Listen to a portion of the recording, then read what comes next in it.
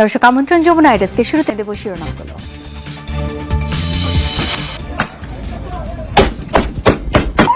আল্লাহু আকবার, আল্লাহু আকবার, আল্লাহু আকবার। হত্যা, ধর্ষণ, লুটপাটের শহরে পরিণত হয়েছে সুদানের আল ফাশির শহর। মানবিক সহায়তা প্রবেশের পথ বন্ধ করে দিয়েছে আধা সামরিক বাহিনী।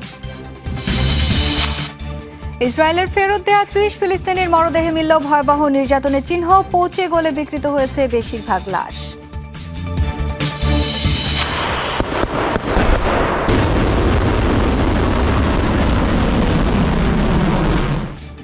এবার মাটির নিচে পারমাণবিক অস্ত্র পরীক্ষা চালানোর ইঙ্গিত মার্কিন প্রেসিডেন্ট ট্রাম্পের। বিরোধী দেশগুলোকে সতর্ক করতেই এমন সিদ্ধান্ত।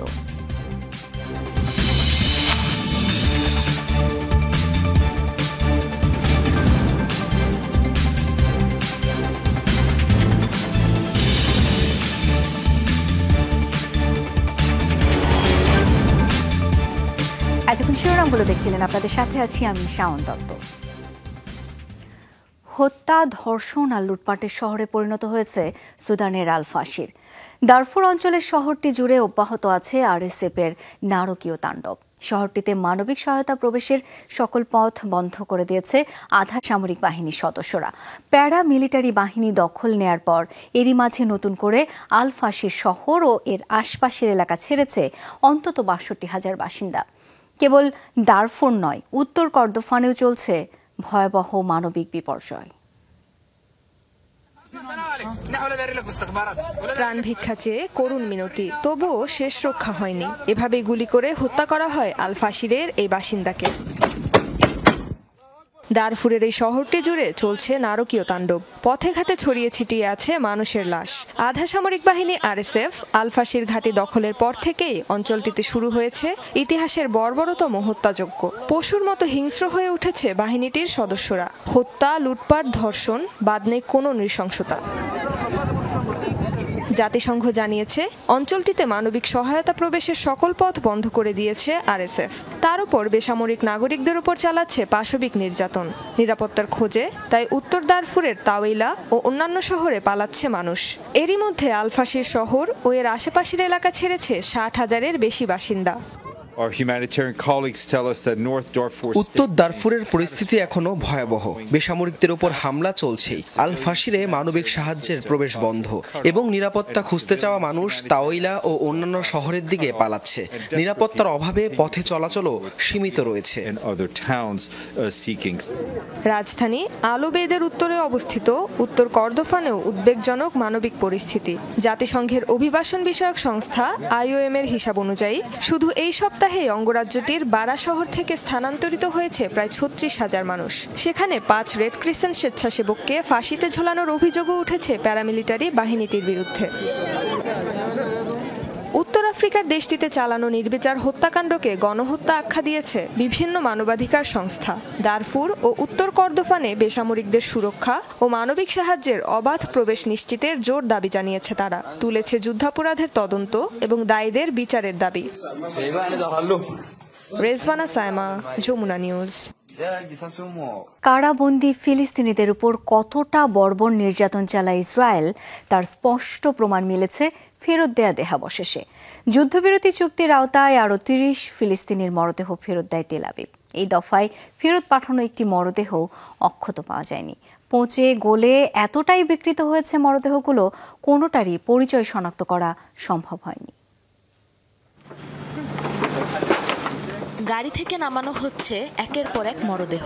খান ইউনিসের নাসের হাসপাতালের বারান্দায় ঢালাওভাবে রাখা হচ্ছে এসব দেহাবশেষ। ২ জিম্মির দেহাবশেষের বিনিময়ে শুক্রবার ৩০ ফিলিস্তিনের মৃতদেহ হস্তান্তর করেছে ইসরায়েলি কর্তৃপক্ষ। তবে অক্ষত অবস্থায় আসেনি ফেরত দেওয়া একটি মরদেহ। শরীরে নারকীয় নির্যাতনের চিহ্ন, পচে গলে যাওয়া অঙ্গ দেখে মানুষ বলে চেনাই দেয়। এমনকি দেহ বহনকারী ব্যাগগুলোতেও লেগে আছে ছোপ ছোপ রক্ত। বহুদিন ধরে ফেলে রাখায় গলে বিকৃত হয়ে গেছে মৃতদেহগুলো। জিএনএ কিটের অভাবে শনাক্ত করা যাচ্ছে না হতভাগা এসব ফিলিস্তিনিদের পরিচয়।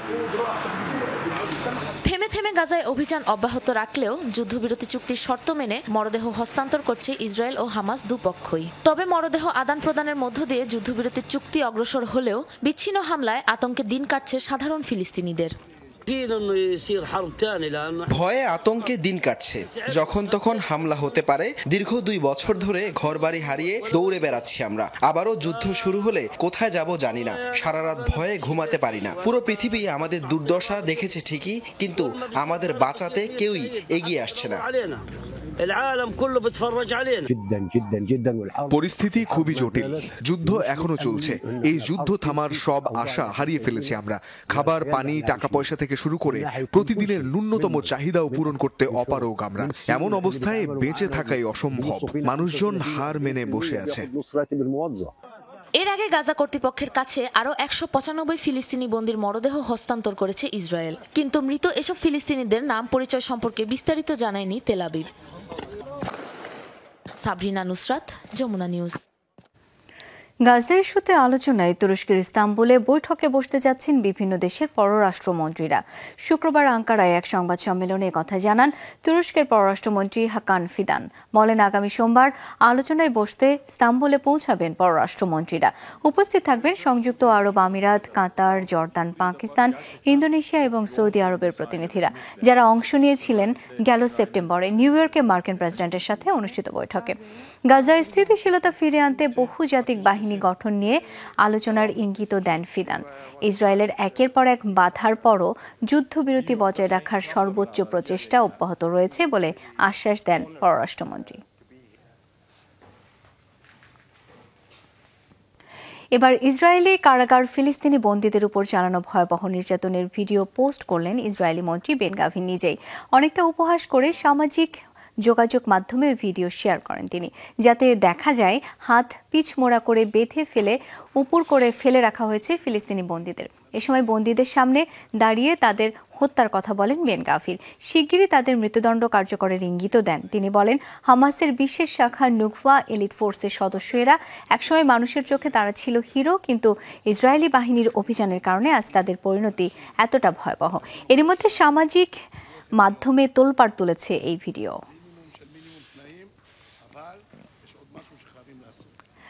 দীর্ঘদিন পর নিজের পছন্দের খাবার, বাবার হাতে আস্ত মুরগি দেখে আনন্দে আটখানা 3 শিশু। কোনোভাবেই থামছে না লাফঝাপ উল্লাস। এক মুঠো খাবার, পছন্দের ফল হাতে পেয়ে সৃষ্টিকর্তার দরবারে শুকরিয়া জানাচ্ছে নিষ্পাপ শিশুরা। ফিলিস্তিনি শিশুদের এমন ভিডিও ছড়িয়ে পড়েছে সামাজিক যোগাযোগ মাধ্যমে। দীর্ঘ সময় ধরে ক্যানজাত খাদ্য, ডাল, এমনকি উচ্ছিষ্ট খেয়ে বেঁচে থাকা ফিলিস্তিনিরা শত অনিশ্চয়তার মাঝেও একটু একটু করে ফিরছে স্বাভাবিক জীবনে। ঘরের এক কোণে বসে আপন মনে খেলছিল ছোট্ট 3টি শিশু। আস্ত একটি মুরগি হাতে চুপি চুপি শিশুগুলোর দিকে এগিয়ে যাচ্ছে তাদের বাবা। আচমকা পিছনে ফিরে বাবাকে দেখে শুরু হলো বাঁধ ভাঙা উল্লাসের লাফঝাপ। নিষ্পাপ উচ্ছ্বাসে বাবার হাত থেকে আস্ত মুরগিটি হাতে নেয় এক শিশু। খুশি সামলাতে না পেরে লাফঝাপে ব্যস্ত আরেকজন। কৃতজ্ঞতায় আল্লাহর উদ্দেশ্যে সেজদা দিচ্ছে আরেক শিশু। দীর্ঘ 1 বছর পর পেট পুড়ে খেতে পারবে এই ভেবে বাঁধ ভাঙা আনন্দ তাদের।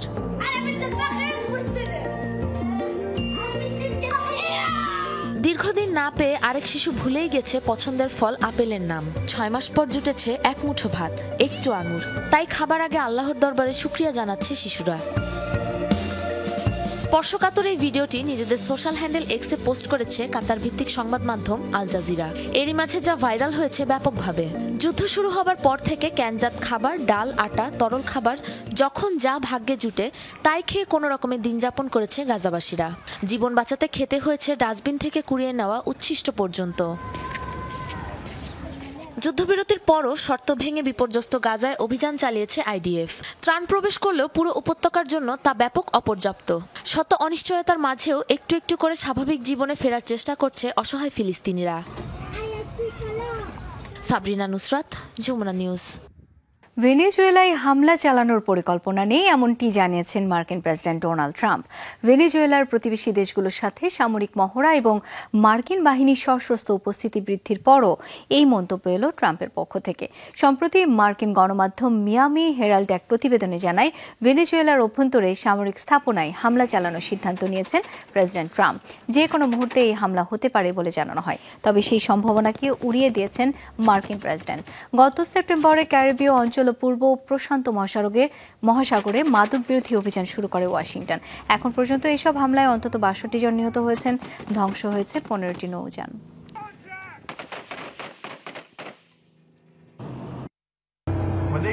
ভেনেজুয়েলা হামলার কোনো পরিকল্পনা আমাদের নেই। এখানে দেখার বিষয় হলো তারা আমাকে এবং আমার দেশকে সম্মান করছে কিনা। এবার মাটির নিচে পারমাণবিক অস্ত্র পরীক্ষা চালানোর ইঙ্গিত দিলেন মার্কিন প্রেসিডেন্ট ডোনাল্ড ট্রাম্প। পরমাণু ইস্যুতে মস্কো ওয়াশিংটন বিরোধের মধ্যে এই ঘোষণা এলো ট্রাম্পের তরফ থেকে। হুঁশিয়ারি জানিয়ে রাশিয়াকে ইঙ্গিত করে মার্কিন প্রেসিডেন্ট বলেন, অন্যান্য দেশ পরমাণু অস্ত্রের পরীক্ষা চালাতে পারলে যুক্তরাষ্ট্র পরীক্ষা চালাবে। রাশিয়া ও যুক্তরাষ্ট্র দুই পরাশক্তির পারমাণবিক তৎপরতাকে ঘিরে বেশ কিছুদিন ধরেই উত্তেজনার পারদ চড়া আন্তর্জাতিক রাজনীতিতে। মস্কোর পারমাণবিক তৎপরতাকে রীতিমতো উস্কানি আখ্যা দিয়ে পাল্টা পদক্ষেপের ঘোষণা দেয় ওয়াশিংটন। ৩৩ বছর পর পেন্টাগনকে পুনরায় পারমাণবিক অস্ত্রের পরীক্ষা চালানোর নির্দেশও দেন প্রেসিডেন্ট ট্রাম্প। তারই ধারাবাহিকতায় এবার মার্কিন প্রেসিডেন্টের ইঙ্গিত মাটির নিচে পারমাণবিক অস্ত্রের পরীক্ষা চালানোর। বৈরী দেশগুলো যখন একের পর এক পরীক্ষা চালাচ্ছে, তখন যুক্তরাষ্ট্রেরও পরমাণু পরীক্ষা চালানো উচিত বলে জানান ট্রাম্প। আপনারা এটা শিগগিরই জানেন, এখন কিভাবে হবে সেটা বলবো না, কারণ অন্যান্য দেশ পরমাণু অস্ত্রের পরীক্ষা করছে। তারা যখন করছে তখন আমরাও সেটা করতে পারি। সম্প্রতি হাঙ্গেরি সীমান্তে ব্যাপক সামরিক মহড়া চালায় রাশিয়া, যেখানে উৎক্ষেপণ করা হয় পারমাণবিক হামলা চালাতে সক্ষম ক্ষেপণাস্ত্র। ওই মহড়ার রেশ না কাটতেই চলতি সপ্তাহে নতুন দুটি পারমাণবিক সমরাস্ত্রের সফল পরীক্ষা চালায় মস্কো। বুরভেস্টনিক ক্রুজ মিসাইলের পাশাপাশি আলোচিত সুপার টর্পেডো পজেডনের পরীক্ষাও চালায় রুশ বাহিনী। মীর মুশফিকা হাসান, যমুনা নিউজ। ইউক্রেনের সামি অঞ্চলে রুশ ড্রোন হামলায় আহত হয়েছে শিশুসহ অন্তত ১১ জন। রাতভর অঞ্চলটির বেশ কিছু আবাসিক স্থাপনায় হামলা চালায় রুশ বাহিনী। আগুন লেগে যায় একটি ট্রেন ডিপোতে। ইউক্রেন কর্তৃপক্ষের দাবি, কমপক্ষে ১৪৫টি ড্রোন আর একটি ব্যালিস্টিক মিসাইল ছুড়ে এই হামলা চালায় রাশিয়া। এছাড়া ইউক্রেনের বেশ কয়েকটি জ্বালানি স্থাপনা, কারখানা, অস্ত্রাগারে হামলা চালানোর দাবি করেছে পুতিন বাহিনী। অপরদিকে রাশিয়ার ৬০টি সেনা অবস্থানে হামলা চালানোর দাবি করেছে ইউক্রেন। ধ্বংস করা হয়েছে বেশ কিছু সাজোয়া যান আর আর্টিলারি সিস্টেম সহ বিভিন্ন সামরিক সরঞ্জাম। চীনের প্রেসিডেন্ট শি জিনপিং এর সঙ্গে সাম্প্রতিক বৈঠকে অসাধারণ আখ্যা দিয়েছেন মার্কিন প্রেসিডেন্ট ডোনাল্ড ট্রাম্প। বেইজিং এর সাথে চুক্তি দীর্ঘস্থায়ী হবে বলে আশা প্রকাশ করেন তিনি। এই চুক্তি যুক্তরাষ্ট্রের কৃষকদের জন্য বড় উপকার বয়ে আনবে বলেও দাবি করেন ট্রাম্প। শির সাথে আলোচনার ঠিক পরই চীনের সাথে সম্পর্কের বরফ গলার ইঙ্গিত দিয়েছিলেন তিনি। অন্যদিকে কানাডার সাথে যুক্তরাষ্ট্র পুনরায় বাণিজ্য আলোচনা শুরু করবে না বলেও জানান মার্কিন প্রেসিডেন্ট। এক সপ্তাহ আগে অন্টারিও প্রদেশে সম্প্রচারিত একটি বিজ্ঞাপনকে কেন্দ্র করে আলোচনাটি বাতিল করেছিলেন তিনি।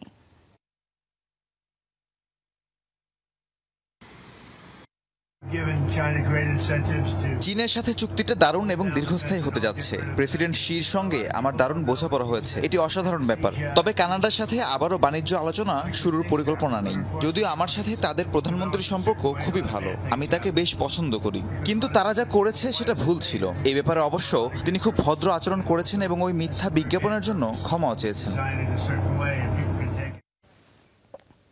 প্রিন্স অ্যান্ড্রুর যৌন কেলেঙ্কারির ঘটনায় টালমাটাল ব্রিটিশ রাজপরিবারের রাজকীয় সম্মান।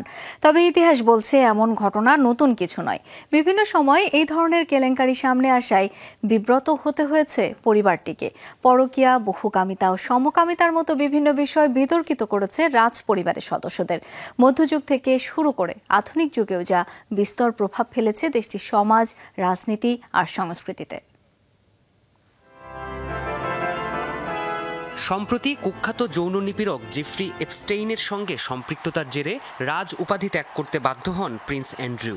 রাজপ্রাসাদ থেকে ছোট ভাইকে বিতাড়িত করেন রাজা তৃতীয় চার্লস।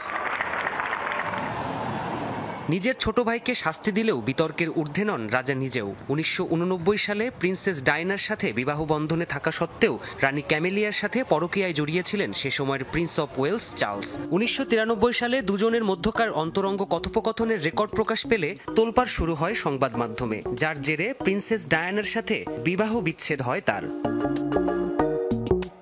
প্রেম ঘটিত কারণেও বিতর্কে জড়িয়েছেন ব্রিটিশ রাজপরিবারের সদস্যরা। 50-এর দশকে রয়্যাল এয়ারফোর্সের ক্যাপ্টেন পিটার টাউনসেন্ডের প্রেমে পড়েন রাজা তৃতীয় চার্লসের মাসি প্রিন্সেস মার্গারেট। তবে রাজপরিবার তা মেনে না নিলে 1955 সালে আনুষ্ঠানিক বিবৃতি দিয়ে সেই সম্পর্ক ছিন্ন করেন মার্গারেট।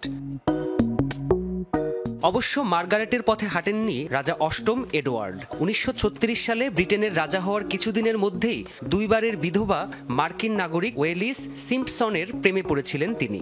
এ নিয়ে রাজপরিবার আর ক্যাথলিক চার্চে অসন্তোষ তৈরি হলে সে বছর ডিসেম্বরে রাজত্ব ছেড়ে দেন তিনি।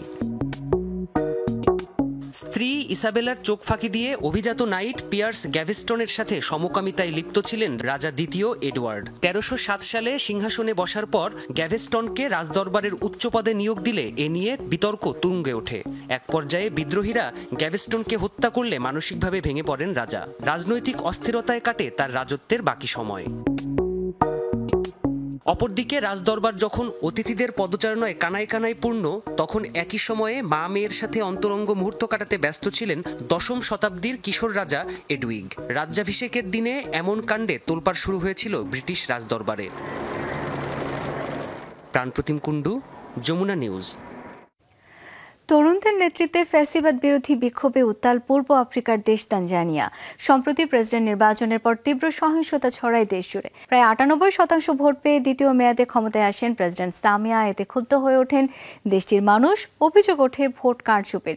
বিক্ষোভ দমাতে শুরু হয় ধরপাকড়, হামলা। আন্তর্জাতিক গণমাধ্যম বলছে নিরাপত্তা বাহিনীর হামলায় প্রাণ গেছে 5 শতাধিক মানুষের।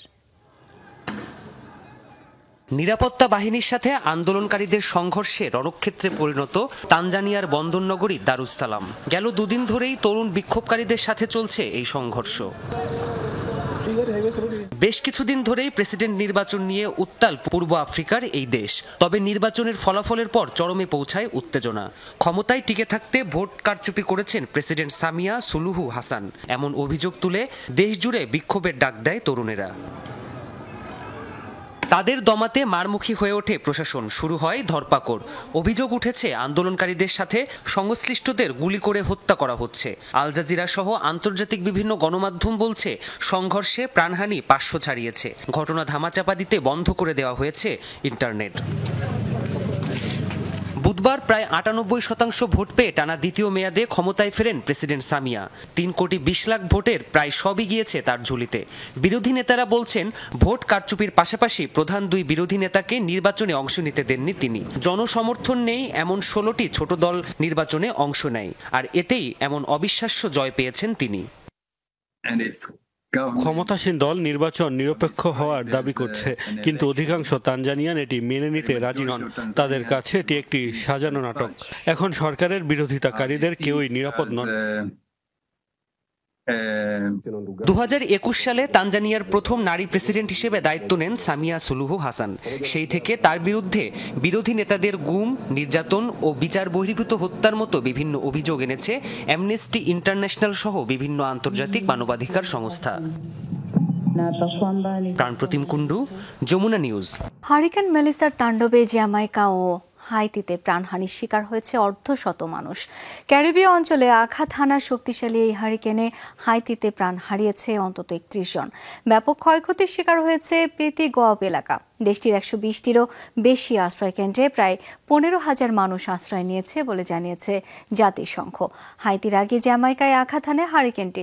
এতে অন্তত 19 জনের মৃত্যু হয়েছে বলে জানিয়েছেন দেশটির প্রশাসন। নিখোঁজ অন্তত 20 জন। দুদেশেই এখনও চলছে উদ্ধার কাজ। ক্ষতিগ্রস্ত এলাকায় ত্রাণ পৌঁছে দিতে কাজ করছে কর্তৃপক্ষ। অন্যদিকে কিউবায়ও আঘাত হানে হারিকেন মেলিসা। এতে ঝুঁকির মুখে পড়ে প্রায় 30 লাখ মানুষের জীবন। সময় মতো তাদের নিরাপদ আশ্রয়ে সরিয়ে নেয় এখনও কোনো মৃত্যুর খবর পাওয়া যায়নি দেশটিতে। তবে বন্যা ও ভূমিধ্বসে বিচ্ছিন্ন হয়ে পড়েছে প্রায় 250 এলাকা।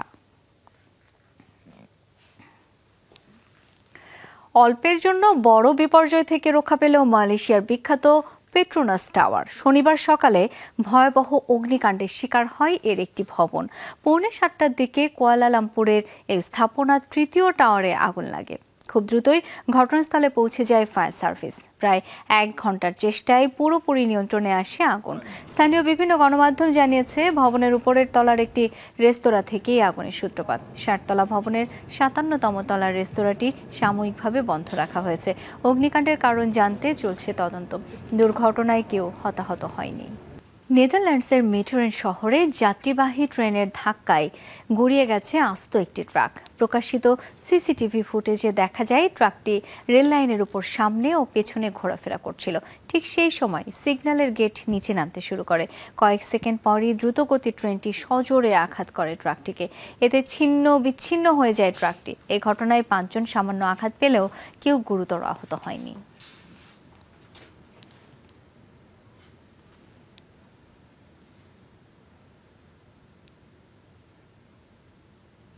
দর্শক, যমুনা ডেস্কে পর্যন্তই। ধন্যবাদ এতক্ষণ সাথে থাকার জন্য।